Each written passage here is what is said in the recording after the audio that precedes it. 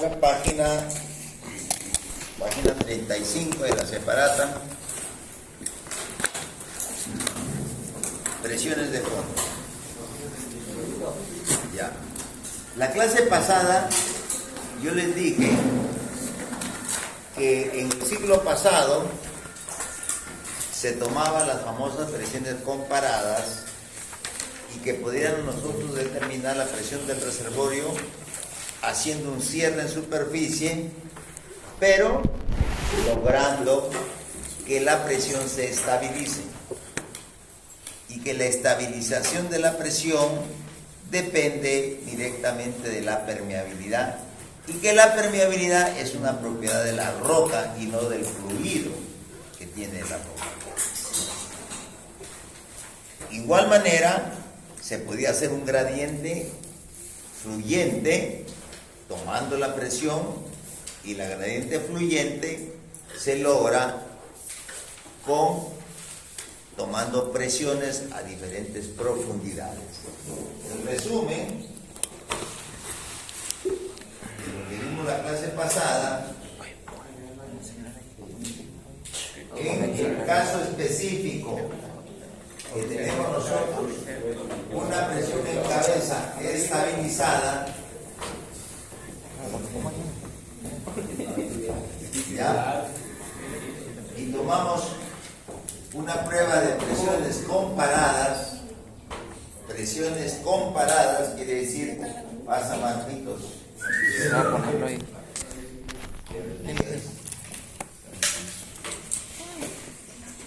Presiones comparadas. Sí. Hola. Presiones comparadas significa pararse.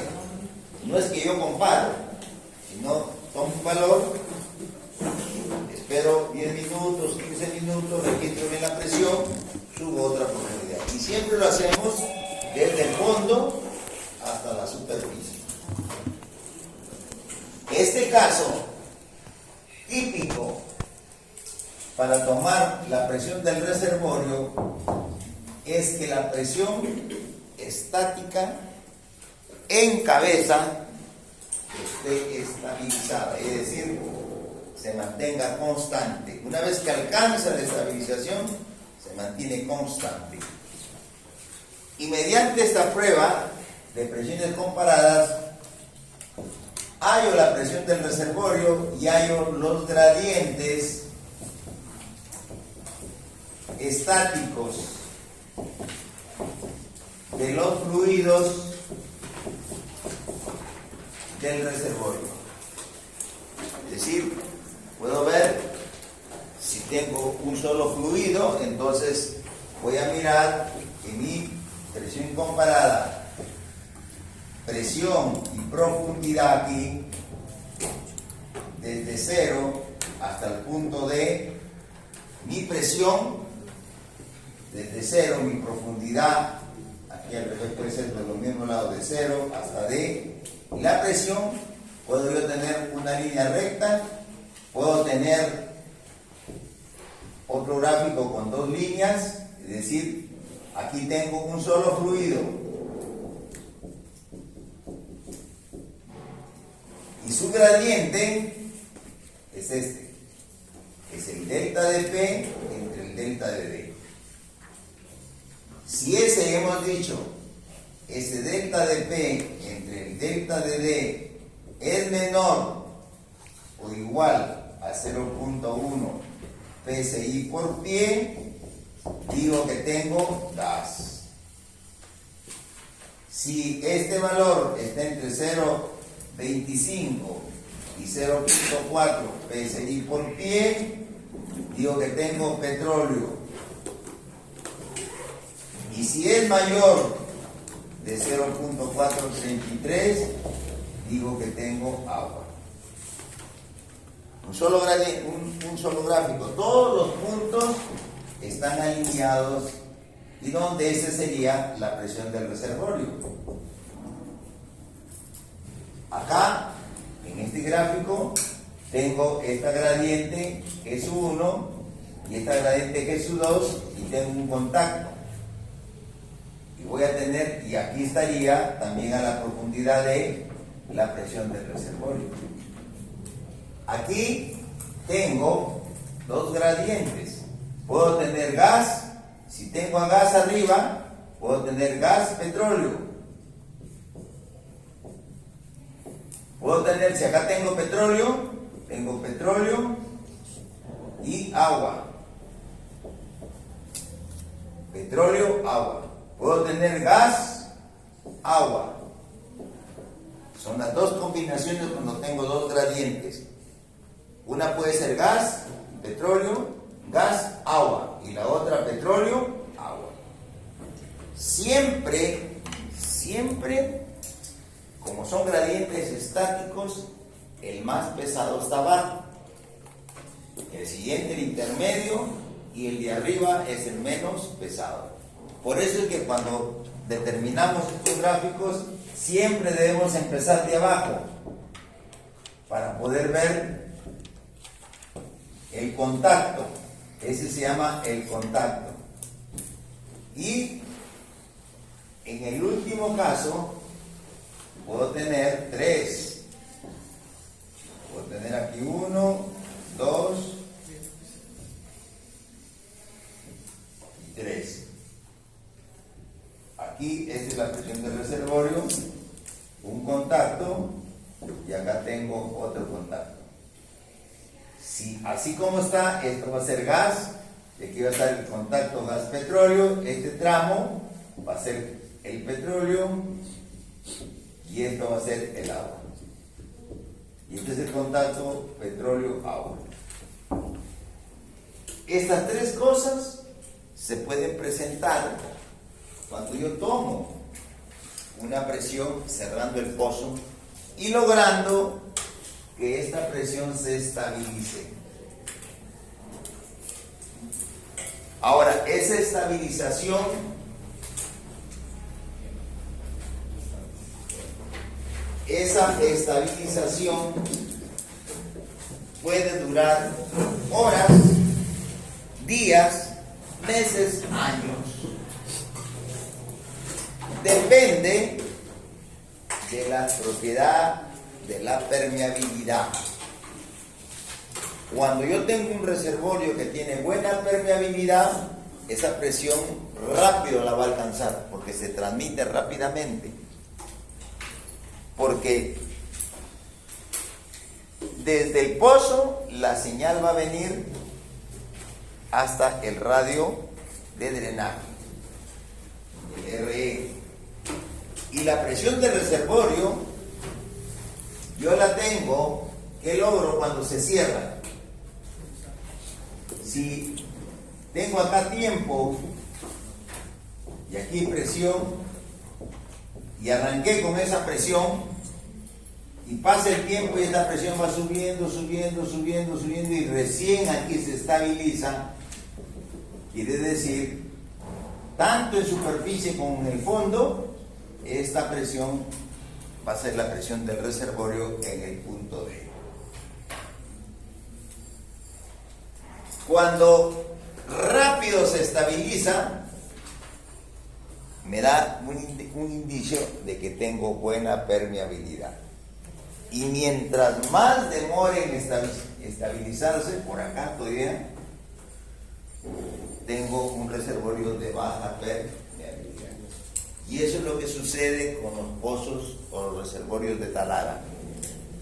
Talara, los reservorios son de muy baja permeabilidad y por lo tanto demora mucho tiempo. Y nosotros, si el pozo lo cerramos, nos vamos a ver afectados en que el pozo ya no va a producir y va a dejar, la producción va a disminuir y vamos a perder dinero. Esto mismo lo puedo hacer con el pozo fluyendo.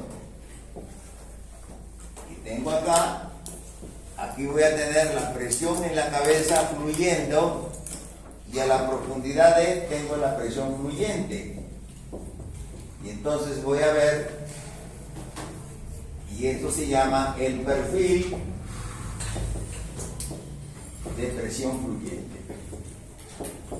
Este perfil es función de un caudal, es función de un diámetro integral del tubing y del GLR y de la profundidad, que generalmente la damos por el nimble de asiento. Pero cuando nosotros calculamos tanto presión de reservorio como presión fluyente, la debemos calcular al punto B. Normalmente no se puede bajar el nimble de asiento a la profundidad D por diferentes problemas, arena, el pozo está desviado, qué sé yo, pero se trata en lo posible que el punto D esté cercano, que el nimble de asiento esté cercano al punto B. Cuando hay mucha diferencia, entonces sí hay que hacer algunos arreglos para calcular la presión a la profundidad del punto D, sabiendo que las presiones son aditivas. Si yo tengo una presión P a la profundidad de 1, entonces la presión de reservorio va a ser P a la presión de 1 más el gradiente de presión por la profundidad de D menos D'. O sea, asumiendo que las presiones siempre son aditivas. Si yo tengo una presión, por ejemplo, esta presión a 5000 pies me sale 1500 psi, sea fluyente o sea estática, y yo quiero calcular a 6000, sabiendo que debajo del gradiente tengo un gradiente de 0.35, por ejemplo, entonces voy a decir, a 6000 va a ser 1500 más el gradiente 0.35 por 1000 pies, porque tengo la diferencia de 1000. Y aquí tendría 1500 más 0.35 por 1000 sería 350, y debería decir que esa presión sería 1850. Eso gracias se hace a que la presión es aditiva, pero hay que multiplicarla por el gradiente que tengo debajo de esa presión que estoy midiendo, por el diferencial de profundidad. Bien, ustedes también en el perfil de presión, que lo podemos construir, en producción 1 aprendimos a hacerlo con los perfiles de Kelvin-Brown, aprendimos a hacer eso, tomando los gradientes de flujo vertical, hacíamos este perfil, conociendo la presión en la cabeza, hallábamos la presión fluyente. ¿Qué podemos decir nosotros? Por ejemplo, si acá tengo, acá es 5000 pies, acá 4000, aquí 3000, aquí 2000, aquí 1000, acá 0. Yo quisiera saber cuál es el gradiente que hay de 5000 a 4000. Entonces, ¿qué hago? Leo este valor y leo este valor. Este es el delta de P y lo divido entre esta de D y hay ese gradiente. Todo gradiente se puede obtener haciendo un diferencial de presiones entre un diferencial de profundidades. Y ese es un gradiente promedio.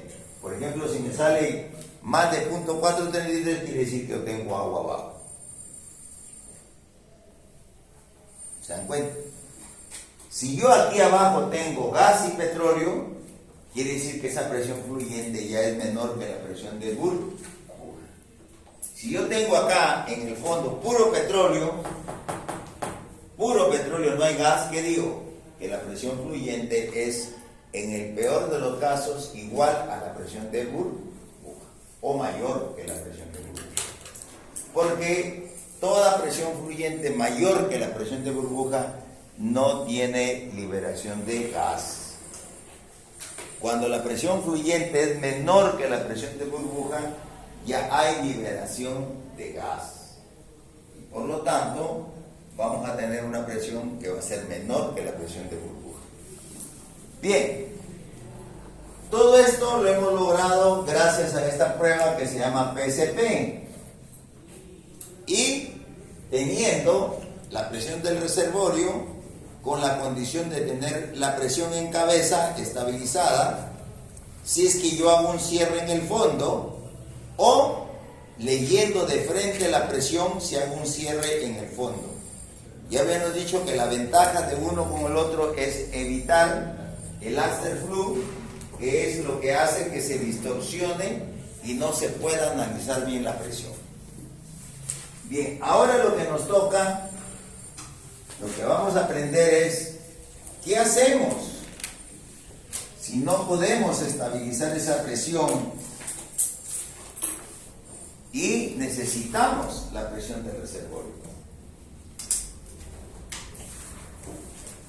Ese métodos, para hallar eso, hay varios métodos,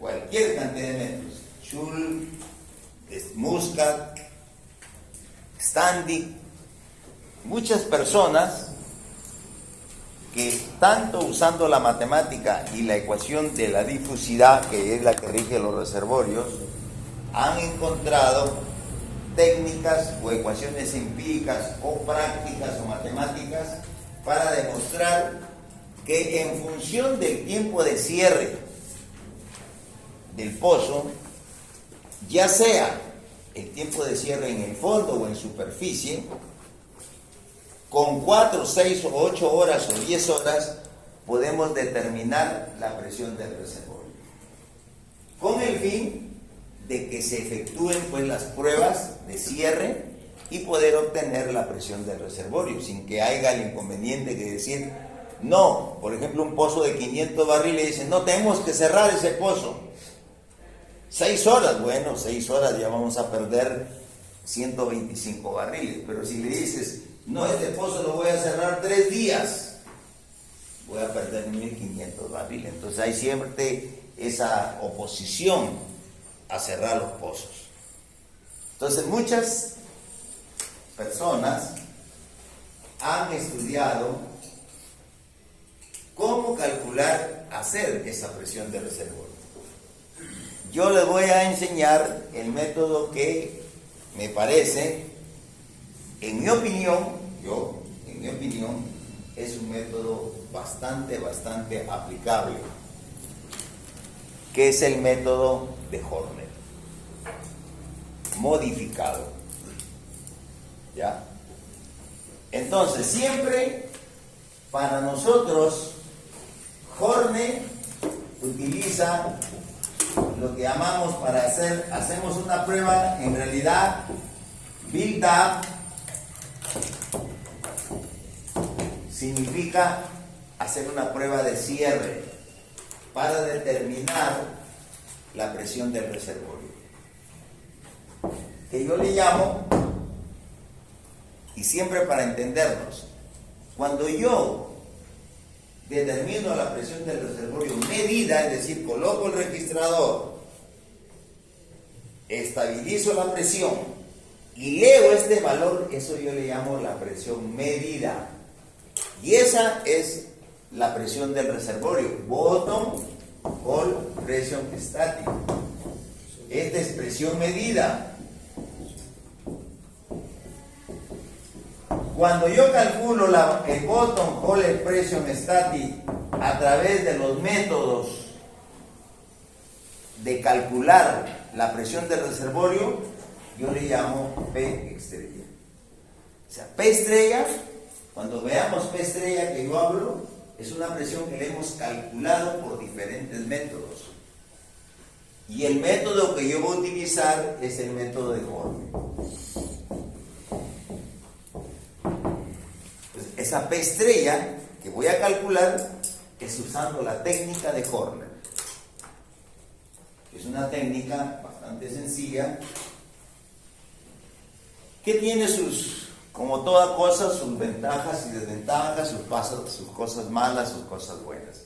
Pero en mi opinión, es bastante aplicable, sobre todo a la selva atalara también. ¿Ya? Entonces, siempre que vamos a hacer un build-up, pensamos en pozo cerrado. Y para lograr, porque VILDA es erección de presión, quiere decir sube la presión, o restauración de presión, le llaman. ¿Ya? Siempre que nosotros tengamos que hacer un cierre, primero el pozo debe producir. O sea, yo no puedo ir y cerrar un pozo para hacer la presión del reservorio sin que haya primero visto el movimiento de los fluidos. Y ese tiempo primero se llama el pozo a producir, el tiempo de producción T sub P, que está en horas, o puede ser sobre todo en pozos nuevos. En pozos nuevos yo puedo poner el pozo a producir 10 horas, 15 horas, no pierdo nada. Ese se llama el T sub P, el tiempo de producción. Pero en un pozo, este es generalmente en un pozo flowing, surgente. El pozo nuevo lo he variado y entonces decimos, ya, que produzca 15 horas y lo cerramos para conocer la presión del reservorio, es decir, hacer un VILDA. Pero ¿qué pasa también en los pozos que producen por producción artificial? También podemos hacerlo. Y ahí tenemos nosotros que este T sub P se va a calcular en las horas de producción, tomando los barriles por día de la prueba de producción promedio.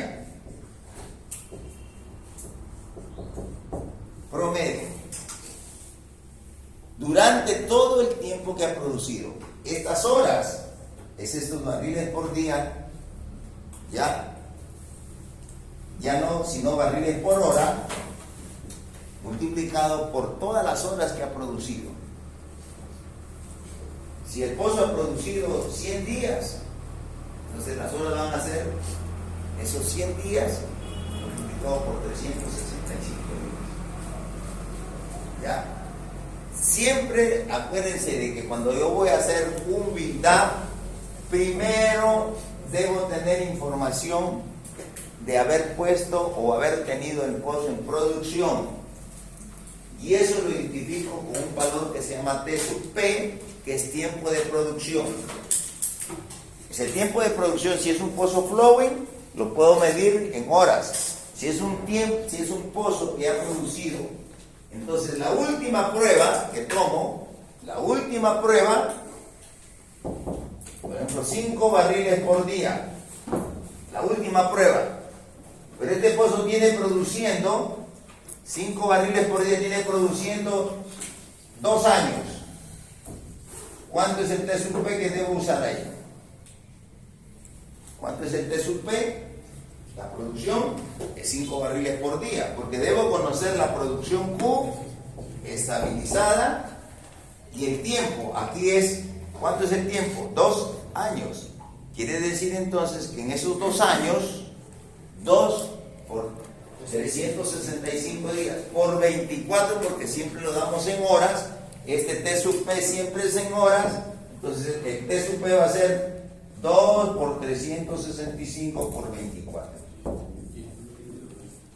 Ese será el T sub P que yo tengo que utilizar para aplicar mi correlación de Horner. Bien, una vez que tengo ya esa data bien definido, iniciamos el cierre del pozo. O sea, bajamos el registrador, ¿va? El punto D o el niple de asiento, bajo el registrador. Ese no se levanta, se queda ahí en la posición donde yo voy a registrar, y comenzamos a tener un registro de tiempo y de presión. A las 0 horas, tanto de presión, puede ser acá horas, minutos, y vamos a ir registrando la presión. Y esta presión acá va a comenzar a ir incrementándose, sin tener, si se estabiliza en buena hora. Pero si no se estabiliza, es para aplicarle el método de Horner. Entonces acá decimos, dan las presiones que pueden ser en PSI o en PSA, pero yo trabajo más que todo en PSI. ¿Ya? Siempre el registrador va a empezar desde el momento que con cero, donde yo lo bajo. Este cero, yo pongo el registrador en la posición de medición y ahí comienzo a registrar. Desde que yo llego con el registrador al punto D, para mí ese es el T0 y lee ese valor.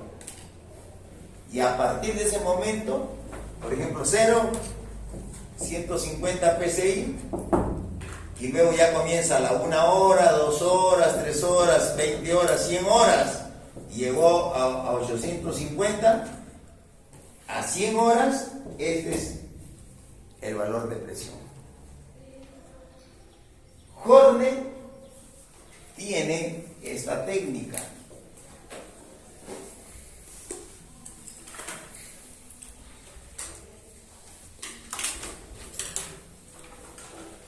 Dice Horner, si nosotros hacemos un plotter en un papel semi-log, ¿ya? Papel semi-log, donde en el papel cartesiano están las presiones y en el eje de las X estamos en logaritmo. Y aquí es el logaritmo de T sub P más delta de T entre delta de T. Si aplicamos ese término donde delta de T son los tiempos que vienen transportando acá.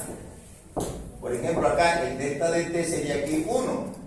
Entre si acá es 2 horas, acá es 5 horas, el delta de T aquí sería 3 horas. Eso se llaman los periodos de tiempo de cierre, vienen a ser los delta. En la práctica se trata que esos delta de T sean constantes para hacer lo que llamamos una prueba isocronal, a igualdad de tiempo. Entonces, si yo digo 0, entonces si yo 4 horas acá, la otra sería 8, 12, 16, 20 horas, por ejemplo. Aquí el delta de T, ¿cuánto va a ser? ¿Cuánto es el delta de T? 4. Yo voy 0, 4, 8 menos 4, 12 menos 4, 4 horas. Entonces, esto va a ser T sub P, que es la constante de tiempo de producción, y explicamos cómo lo hemos sacado. Le sumamos el delta de T y lo dividimos entre el delta de T, y a este valor que le corresponde esta presión, este es el valor de la presión. Entonces, en el plotter, en el papel, este es en el logaritmo, escala logaritmal, y vamos a tener puntos que van a estar de esta manera.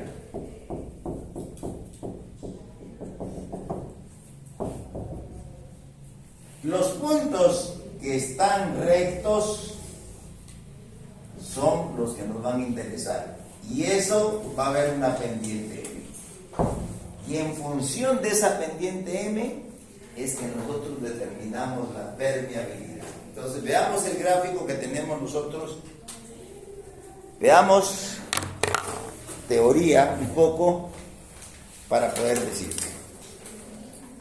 ¿para qué sirven las presiones de fondo? ¿Para qué sirve que yo tome una presión de fondo? Hemos dicho que primero, para determinar la presión del reservorio. 2, para determinar los límites del reservorio, para ver si hay una falla.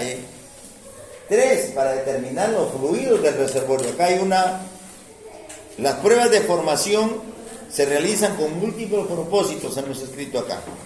Determinar la capacidad de la formación para producir hidrocarburos, ¿ya? O sea, determinar su permeabilidad, la presión inicial, evaluar el factor daño, o lo que llamo restricción de flujo, determinar la naturaleza de los fluidos y posibles contactos, porque yo dentro de un reservorio puedo tener el contacto dentro del reservorio, identificar límites y barreras del yacimiento como fallas, sellos de fallas o contactos o límites por desplazamientos de las estructuras y la interferencia de pozos. Yo puedo decir, he perforado este pozo, pero la producción de este pozo me está interfiriendo en el otro pozo. Estas cosas son fundamentales que tengamos el porqué o las razones por las cuales hacemos un registro de presión de fondo. Presión de fondo consiste en que yo bajo un registrador y trato de medir a la profundidad que yo quiero la presión respectiva. Y nosotros queremos siempre medir las presiones en el punto medio de la formación o del intervalo productor. Punto medio. Ahí queremos medir. ¿Qué tipo de pruebas hay? La prueba de restauración de presión. Esa prueba de restauración de presión hay que corregir porque eso es el build-up. ¿Ya? El build-up se llama prueba de restauración de presión. Ahí hayan puesto presión drawdown, borrar eso y pónganle build-up. Un build-up es una prueba de restauración de presión. La presión quiero que se restablezca a la presión del reservorio. ¿Ya? Entonces, restauración de presión es una prueba build-up. Borrar eso que dice prueba de drawdown, no es una drawdown, sino es un build-up. ¿Ya? Y donde dice abatimiento de presión, eso es lo que es un drawdown. Abatimiento de presión es que durante la producción del pozo la presión está disminuyendo, se está abatiendo, está bajando. Aquí estaba al revés. Entonces, una prueba de abatimiento de presión es una prueba build-up, una prueba drawdown. Y esa prueba de drawdown es una prueba de flujo. ¿Ya? En cambio, la restauración de presión es un build-up y es una prueba para determinar la presión del reservorio. Y una prueba de abatimiento de presión es para calcular la presión fluyente de ese caudal que estamos produciendo nosotros. ¿Estamos claros? El drawdown me sirve para hallar una presión fluyente y en general para poder construir la IPR del pozo. A diferentes caudales estoy hallando las presiones fluyentes de ese pozo. Eso lo puedo hacer con una prueba drawdown. También esa prueba de drawdown la conocen como prueba de multitasas, es decir, hacer pruebas a diferentes caudales para medir la presión fluyente, que es una prueba de multitasa, es para determinar realmente el potencial del pozo, hacer una IPR. Pruebas de interferencia consisten en poder determinar si existe interferencia de producciones en los pozos.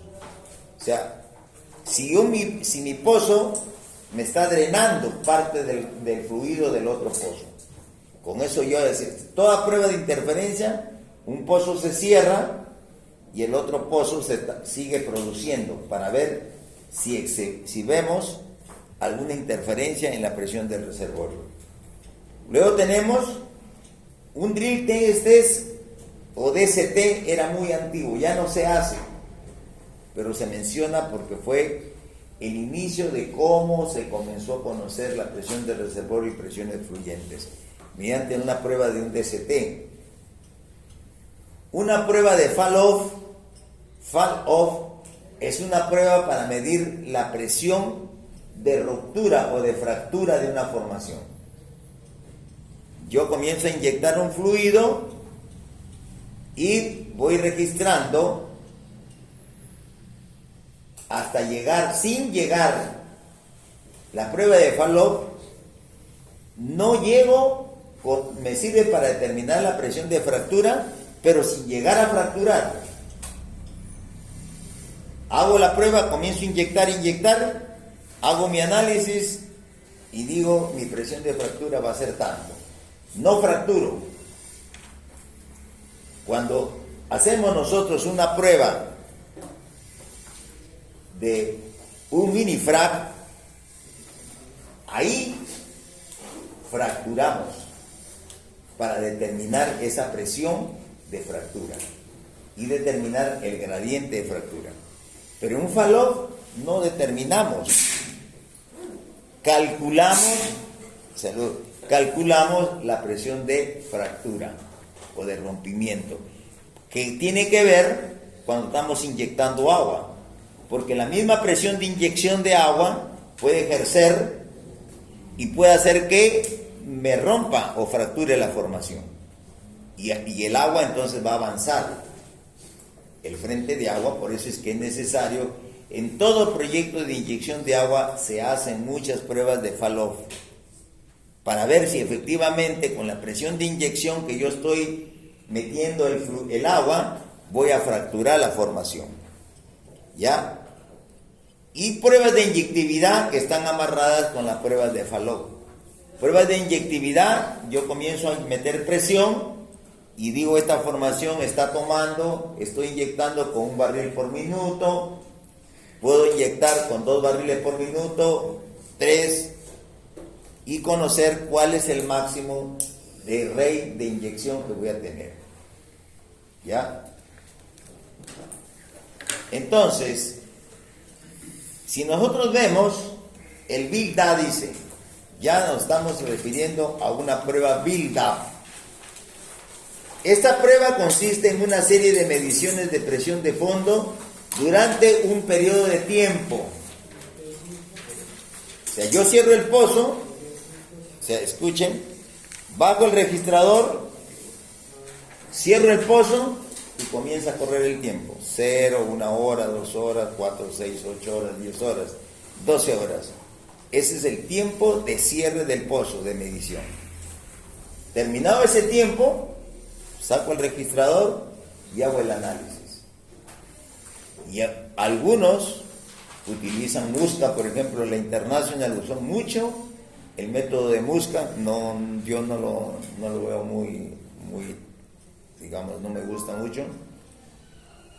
Más he analizado presión de reservorio con el método de Horne, que es lo que les voy a enseñar a ustedes y que está aquí en esta separata.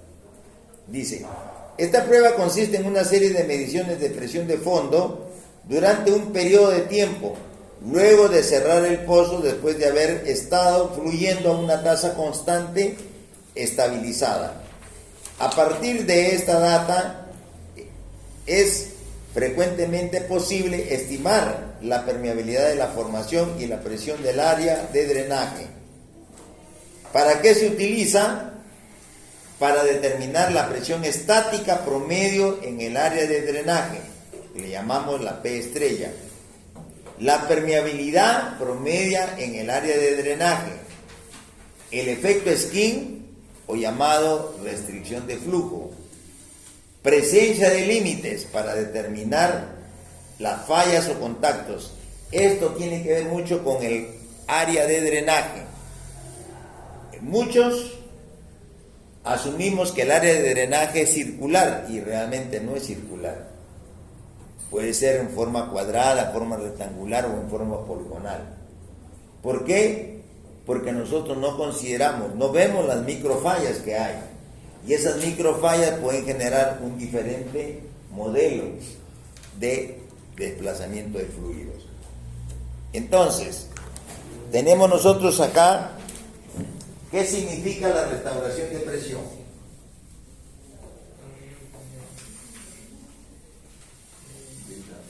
Nosotros primero, siempre va a haber presión acá y tiempo.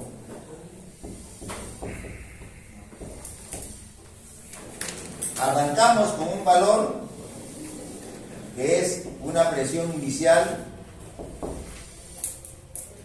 y comenzamos, y este es el tiempo T sub 0, y vamos a llegar hasta un tiempo T sub S, que es un tiempo de estabilización, y luego de aquí va a suceder de esta manera. Generalmente en este tramo de T sub 0 al tiempo de estabilización, nosotros tenemos aquí dos patrones del flujo: el flujo no estabilizado y el flujo semi-estabilizado. Una vez que llegamos a este punto, ya hablamos del flujo pseudo-estabilizado.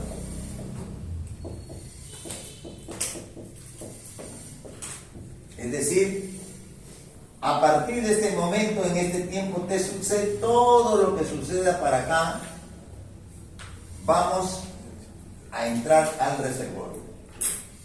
Y este es el tiempo que yo necesito para analizar el reservorio.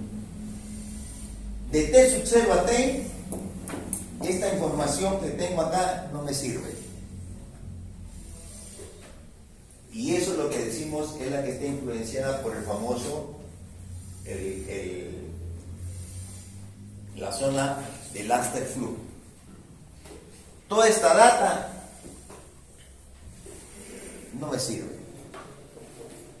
La data que me sirve es desde el tiempo de estabilización de aquí, y esto es lo que yo debo cerrar 10 horas, 12 horas, cualquier cantidad de horas que yo puedo utilizar mediante el método de Cornell que voy a utilizar.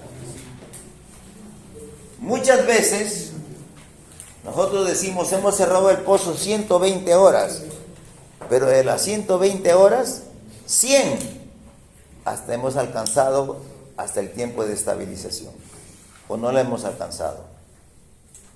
Entonces, eso es importante, porque el que no se estabilice, el que no llegue yo a conocer que la onda de presión ha llegado a mi reservorio, es este tramo, que es el famoso radio del Wellbore,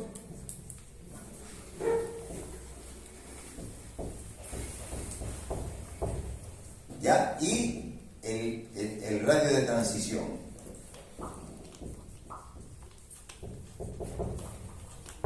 Y tenemos nosotros ya el radio no alterado. Todo lo que nosotros necesitamos es tener la zona no alterada. Si nosotros hacemos un análisis de presión en una zona alterada, no vamos a lograr una buena información. ¿Ya? Ese es lo primero. Entonces, nosotros, para hacer el Bildad, les he dicho, necesito primero un T sub P, que es un tiempo de producción en horas, para lograr que la producción se estabilice. Y siempre tomamos el valor promedio de producción, es decir, los barriles por día que yo voy a usar, que son los NP acumulados entre el tiempo T. Es decir, comenzamos nosotros, porque nunca cuando producimos un pozo se mantiene constante el caudal, está variando. ¿Por qué? Porque la presión viene variando, la presión no está estática, no se mantiene. Entonces, si me dicen, ¿cuántos barriles hemos producido en 5 horas? 100. Allá el promedio sería 100 entre 5, sería esos barriles por hora, y se lleva a barriles por día. ¿Ya? Entonces, eso es lo primero. 2, el delta de T se contabilizan desde el momento que el registrador está en el punto de medición. No se contabiliza cuando estamos arriba. Es cuando ya llegué, en ese momento que llegué al punto D, recién cierro el pozo. No lo cierro bajando el registrador como lo hacíamos en la PCP. Aquí llegamos el delta T en el registrador, en el T sub 0, cuando T0 cierra de pozo, ahí cerramos el pozo en superficie. Entonces, hay un lubricador donde baja el wear line, donde está agarrado ahí el registrador, y eso tiene como un stuffing box donde el cable pasa y el cabezal cierra. Dejas de tal manera que el cable no tiene fuga, no tiene que haber fugas, porque ese es un problema. Tiene que dar hermético y se cierra la válvula para cerrar el pozo, y ahí comenzó el T sub 0, y vamos a leer el registrador desde ese momento. Al punto D. Lo mejor es al punto D, pero si a veces no se puede, porque dice ahí temor que arena se va a quedar, pero siempre tenemos que tener en cuenta que esta presión va a ser a esa profundidad de medición, pero la presión del reservorio la vamos a calcular siempre al punto D. Bien, entonces una vez que tenemos nosotros estos dos datos, vemos el registro de presión y nuestra tablita vamos a hacer así. Aquí está presión y aquí está el delta T, el tiempo, el delta T. Presión tanto para 0, después va 2 horas, 4 horas, quiero el delta T2, 6, 8 horas. Y vengo los valores. Acá ustedes hacen una tablita, una tabla que diga T sub P más delta de T entre delta de T. Entonces, la primera, como es 0, no hay. Acá sería el T sub P más 2 entre 2.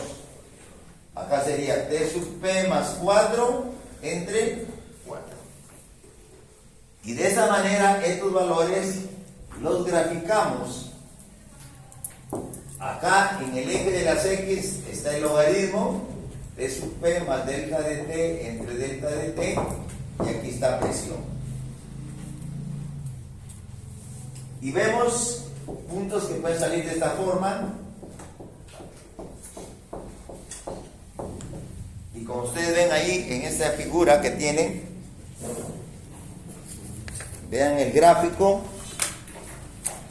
ese gráfico del plotter, este gráfico, todos, al costadito, página 38,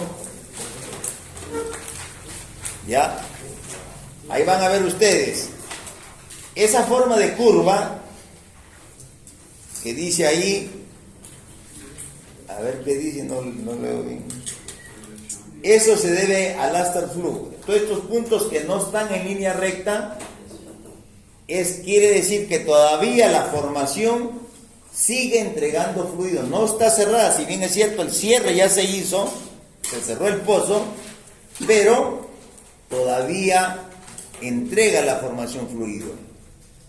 Y recién, donde comienzan los puntos a estar como una línea recta, ha llegado el tiempo de la estabilización.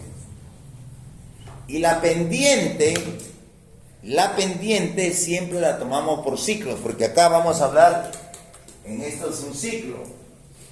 1, acá es 10, acá es 100, porque es logaritmo, y acá es 1000. Siempre vamos a tomar con 1.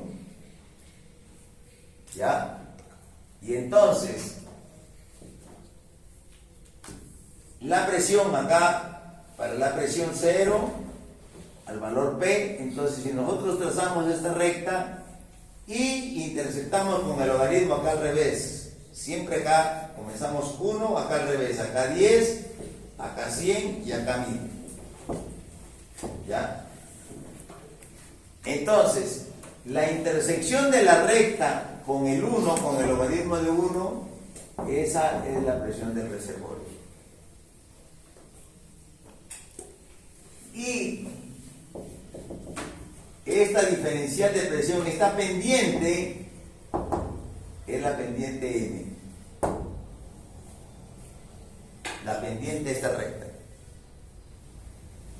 Y esa pendiente M es la que tiene la fórmula que ustedes ven ahí, que M es igual a 162,6 Q el caudal en barriles de campo, no en STB. ¿Ya? Barriles por la viscosidad por el beta O. Cuando ya les dan STB, ya no tienen por qué, porque ya está traducido barriles de campo. Dividido entre la permeabilidad por el espesor neto. Por eso es que en el registro, cuando calculamos el espesor neto de la formación, ese es el valor que vamos a aplicar para determinar la permeabilidad de esa formación. ¿Ya? Y entonces, nosotros tenemos que tener, yo siempre necesito decir presión a 1 hora. Esta de acá es la presión del reservorio. La pendiente M va a ser el delta de P por ciclo. Puedo tomar este ciclo, puedo tomar estos dos puntos y este sigue siendo la pendiente M igual. Es por ciclo. Por ciclo. O sea, este delta de P en este ciclo del 1 a 10 es estos dos. Este sería la pendiente M. ¿Ya? Si yo quiero hallar la pendiente M entre este ciclo de 10 a 100, acá tengo que hallar este valor, este es el valor de M. Esa pendiente es por ciclo. ¿Ya? Ahora, para la presión a 1 hora significa que el delta de T es igual a 1 del gráfico. No, si ustedes les han dado presión 1 hora de la prueba, 1 hora, 2 horas, 3 horas, no es esa presión leída. Esa presión a 1 hora es la presión calculada del gráfico. ¿Y cómo lo logramos? Haciendo delta de T igual a 1. Entonces sería el valor acá, T sub P más 1 entre 1 sería T sub P. Entonces voy al valor de T sub P, aquí está T sub P, y con mi recta, y digo, esta es la presión a 1 hora. ¿Ya? T sub P a 1 hora es hacer que el delta de P es igual a 1, no de la prueba, sino del gráfico. Pero sería T sub P más 1. ¿Ah? T sub P más 1. T sub P más 1. Claro, T sub P más 1. Este sería T sub P más 1 acá. Vamos. Y esa sería la presión a 1 hora. Me interesa este valor para poder determinar los siguientes, tanto la permeabilidad, que la permeabilidad se determina con la pendiente. Ahí está el valor de M, es igual a 162,6 Q por la viscosidad por el beta O dividido entre K por H. Así es. Las fórmulas no me las aprendo. Ya. Aquí, viscosidad en centipoise. Viscosidad en centipoise. El beta O en barriles por STB. ¿Ya? K en milidarcis. K sale en milidarcis. H espesor neto.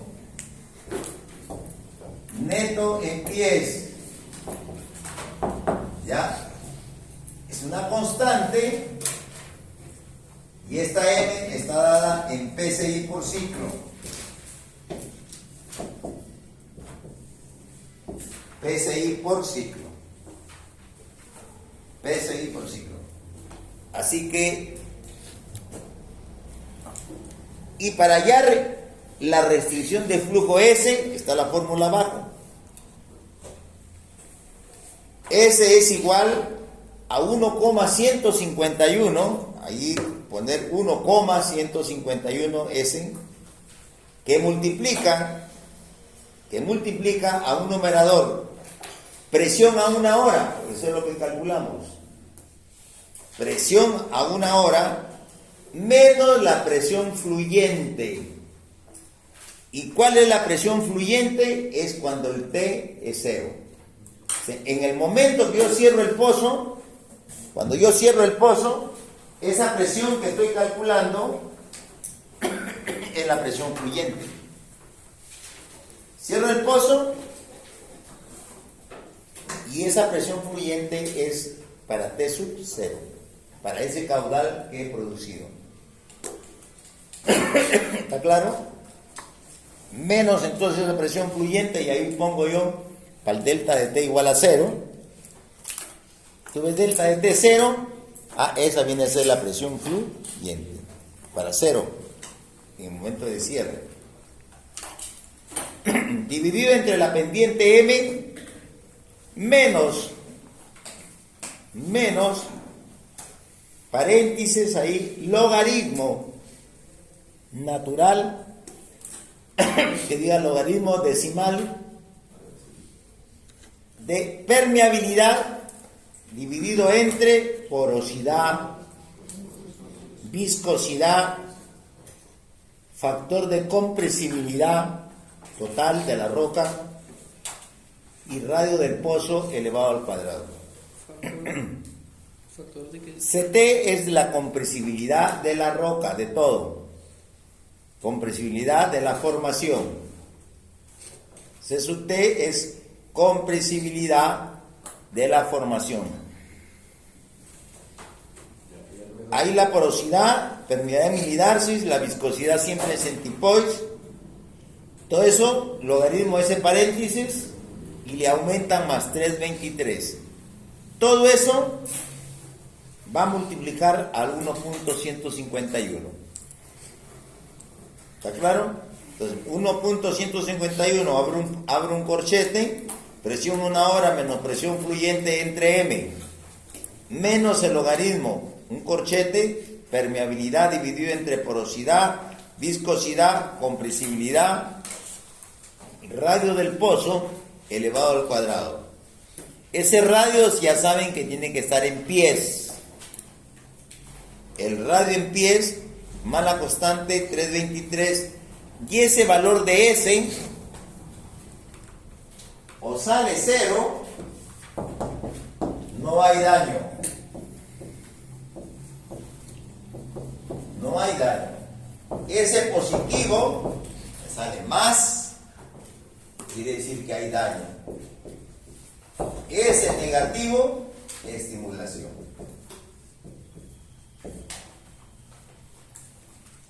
Si ustedes recordarán,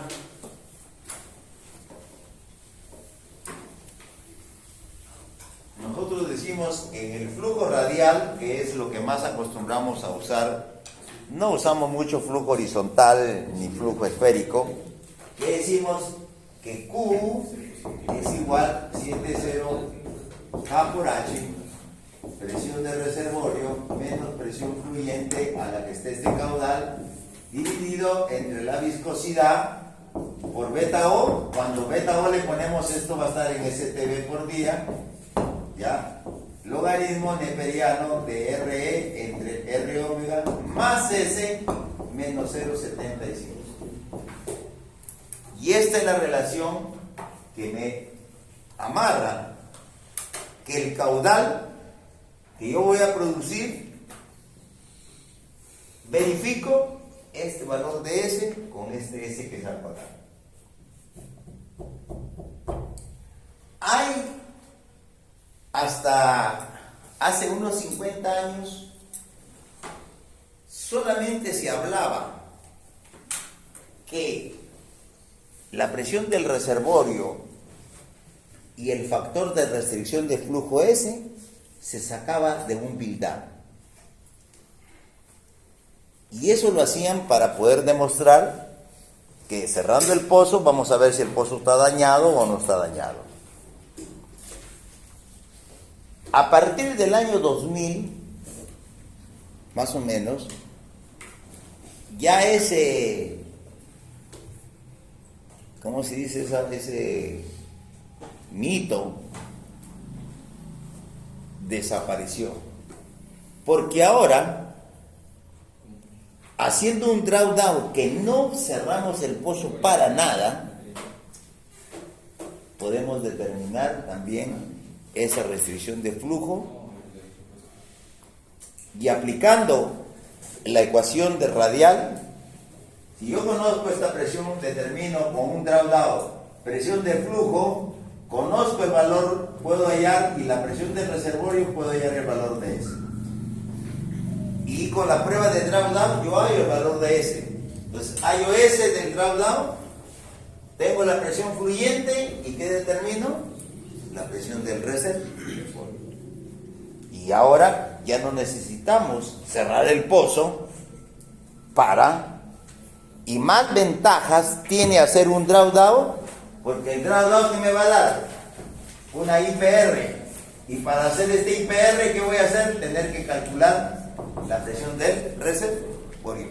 Conozco estas pruebas y puedo aplicar, porque el S que determino en esa prueba de build-up es para ese determinado, esta presión fluvial para este determinado caudal me da SS, que lo aplico aquí y con eso determino la presión del reservorio, y con las pruebas de producción que he hecho hallo la presión del reservorio y de frente hago mi IPR. Así que mucho más importante, no perdemos producción, es hacer pruebas que le llaman ahora de multitasa. O sea, antes se hacía un drawdown para un solo caudal. Ya, o sea, mientras estábamos el pozo produciendo, mirábamos su presión fluyente y tenía solamente un dato, una presión fluyente para ese caudal. Para hacer una IPR, yo necesito ¿cuántos datos? Tener el caudal de burbuja, la presión del reservorio y para llegar al Q máximo. Por lo menos necesitaba 3 pruebas. Y de ahí es que ahora se inventó la prueba de multitasa, que es una prueba más para poder determinar los parámetros petrofísicos del reservorio y el potencial del pozo. Pero para hacer una prueba de multitasa, primero tenemos lo contrario a lo que hacíamos en el build-up. Antes, para hacer un build-up, primero el pozo tiene que producir, ¿cierto? Y luego lo cerramos. Ahora, para hacer la prueba de multitasa, primero el pozo tiene que estar cerrado en unas 5 o 6 horas y recién hacemos las pruebas de flujo. ¿Qué quiere decir multitasa? Comienzo a poner una producción, que siempre comienzo con una producción pequeña, y como aquí el pozo está surgente, generalmente hacemos con estranguladores, pongo un estrangulador de 1/4, luego un estrangulador de media, luego otro de 3/4 y al final a wide open. Y cuando lo pongo a wide open, o sea, sin quitándole el estrangulador, lo que estoy tratando de encontrar el Q máximo para llegar a la presión 0. ¿Ya? Bien. Entonces, señores, necesitamos papel semilog. Si no tienen, les enseño a hacer un semilog. ¿Tienes el semilog? ¿Cuál de los dos dije? El semilog, a ver, ¿cuál es el semilog? Panchito Linares. A ver, ninguno es. Este es el semilog. porque acá tienes cartesiano, mira. La escala cartesiana y la escala de acá, logaritmo. Acá tú tienes, ¿cuántos ciclos, por ejemplo, mira, comienza. Si yo siempre voy a arrancar para este plot el 1 aquí. Si no, me sale al revés, si me sale la pendiente negativa. Ojo al parche. Comienza 1, luego sigue el ciclo. Pero esto tendría que ser, a veces hay estos problemas, porque acá yo no le puedo poner 1, porque este es el 1, porque se van reduciendo. Esto es 1, acá es 10. ¿Cierto? Otra vez acá comienza 1, acá 100. 1, 100, acá va a ser 1000, 1000, 10.000. Este es para... Y entonces yo tendría que plotear en este sentido, en este gráfico. 1 y la presión acá arriba. Si acá comienza con 1, viene 10, viene 100. O sea, acuérdense que el 1 al 12 es más ancho. Miren acá, más gordito. En cambio acá, del 10 al 9, está prácticamente más ajustado, más chiquito. La distancia es menor. Ese es como reconocer el ciclo. Ya, aquí está. 1, mira, este es el 2. Está más grueso. 3 va, cada vez nos va, mientras nos vamos acercando al 10, el espacio se va reduciendo. Ese es el logaritmo. En cambio el cartesiano es el mismo. Entonces, este es 1, 10, 100, 1000, 10.000. Pero si yo digo que este es el 1, no puede ser porque está el espacio menor. Eso es lo que quiero que me entiendan. Entonces, para este ploteo va a ser de aquí para arriba. Ya, este papel está bien. Ahora, el que quiere, ¿tienes cuántos? ¿20 de esos papeles? No. Les voy a enseñar para malograrle el negocio.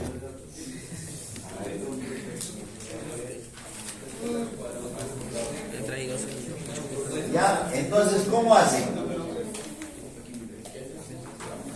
Su papel cartesiano, el papel cartesiano, ¿ah? Ojo, en la columna de X, en un papel cuadriculado, que es un papel cartesiano, vamos a coger un ciclo, que generalmente yo tomo ahí 10 centímetros. Entonces, si tú ves el papel, ¿dónde está el papel? Aquí para darles el papel. Tú ya te lo coges. ¿Ah? Ya vamos a ver cuánto es el ciclo acá. Mira, acá tiene 6. 6 centímetros un ciclo. Aquí comienza el 1 y acá termina el 10 o el 100 o el ciclo es 6 centímetros. Yo recomiendo usar 10 centímetros un ciclo, o sea, su reglita, más fácil, 10 centímetros es un ciclo. ¿Ya? Entonces, en su papel ustedes siempre van a trabajarlo acá echado horizontal para que el eje X esté acá. Y entonces puedas tener 30 centímetros, creo que tiene esto. 30 centímetros puedes tener, no, 20 centímetros para que hagas 2 ciclos. 1, 10, 100. ¿Ya? Pero necesitamos a veces 4 ciclos. 3, 4 ciclos. ¿Bien? Acá está, cartesiana y semilón. Ahora acá, ¿cómo ha arrancado el, por ejemplo? A ver acá si es, ¿qué cosa? A ver, ¿cómo reconozco? ¿Dónde está el 1 para mí? A ver, ¿dónde va a estar el 1? Que se va. Claro. La otra 10, acá hay 100, 1000 y acá 0. Este también está bueno. Es el mismo que uno ayer.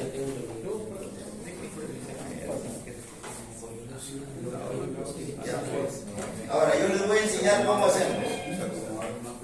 Bien, toman 10 centímetros 10 centímetros. Ahora entonces decimos, ¿cuánto es el logaritmo de 2? Logaritmo de 3, de 4, de 5, de 6, 7, 8, 9 y logaritmo de 10 es 1. ¿Cuánto es el logaritmo de 2? Entra a tu lugar, logaríame. 0.3. Con 2 decimales. 0,03. 0.30. A 30. Ya. 3. 0.48. 4. 60. 5. 6. 7. 8. 90. 9. 10. Y entonces ustedes comienzan, de acá comienza el 1, ya, para mi ciclo 10, voy 0.30, aquí va a ser 2 en logaritmo. Sigo 0.48 de mi regla, va a ser 3, y así me voy a acercar acá, cuando 10 centímetros me va a dar 1 ahí. Por eso es que uso el de 10, que es más fácil. Porque acá sería, mire, comienzo el 0, ya, 0.3 de mi ciclo que vale 10, ya, el 0.3 vale 2, ahora 0.48 el 3, y así cuando llego a 0.95 está el 9 y cuando llego al 10 es el 1. Y hacen su papel. Ahora, si ustedes quieren la mitad, usar el ciclo mitad, 5 centímetros, entonces simplemente lo aplican por 5, nada más. Lo multiplican por 5.